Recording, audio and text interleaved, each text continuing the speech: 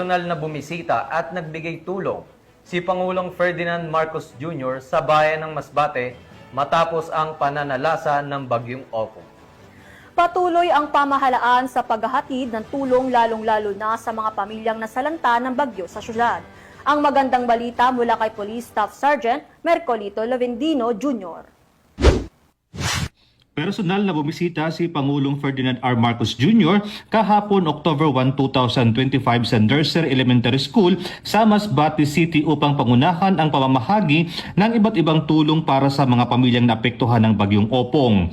Sa kanyang pagbisita, tumanggap ng tig 10,000 assistance to individual in crisis situation mula sa Department of Social Welfare and Development ang 600 pamilya, habang iniabot din ng Department of Labor and Employment Region 5 ang dalawang cheque na may kabuang halagang mahigit 34.8 million pesos para sa livelihood assistance at tulong pangpahanap buhay ang ating disadvantaged workers or TUPAD program na makikinabang ang 6,455 beneficiaries sa 11 bayan ng Masbate.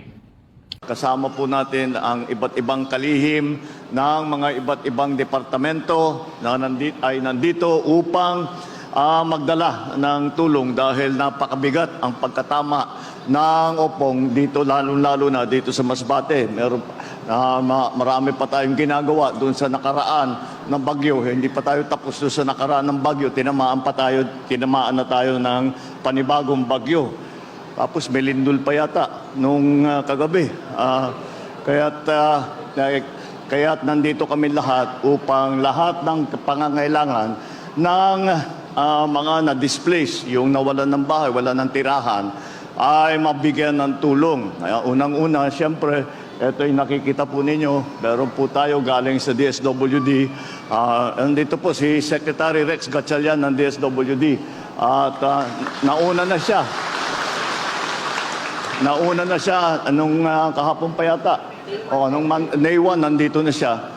At nakapagpadala kagad nitong ating food pack. Meron tayong family food box. Ito yung nakikita ninyo, pamimigay natin sa lahat ng mga nangangailangan.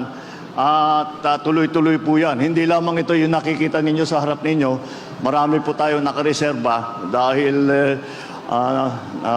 kawawa naman ang ating mga kababayan kapag hindi natin natulungan, lalong-lalo na sa oras na ganito. Bukod dito, inabot din ng Pangulo ang 2 Starlink units para sa Nursery Elementary School kasabay ang iba't ibang ayuda mula sa iba't ibang ahensya ng pamahalaan. Kabilang dito ang family food packs, hygiene kits, malongs, laminated sacks at water filtration kits mula sa DSWD, financial assistance, TUPAD payouts at internship support mula sa DOLE, charity ba na naglalaman ng grocery items mula sa Philippine Charity Sweepstakes Office at hot meals at mobile kitchen services mula sa Philippine Red Cross. Bago ang distribusyon ng tulong, sinilip ni Pangulong Marcos Jr. ang mga evacuee sa loob ng mga silid-aralan na pansamantalang ginagamit bilang evacuation centers at ininspeksyon din ang gusaling eskwelahan na nasira ng bagyo. Ayon sa ulat, mahigit 264.9 million pesos na ang naipamahaging ayuda ng DSWD sa lalawigan, habang nagbigay rin ang Department of Health ng medical teams at supply.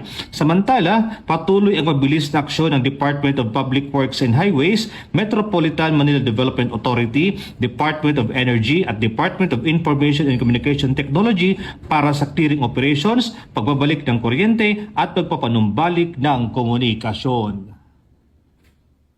Mula dito sa Bicol Region, ako po yung Police News Network Correspondent, Police Staff Sergeant Mercolito Lavendino Jr. Alagad ng batas, tagataguyod ng Balitang Pulis.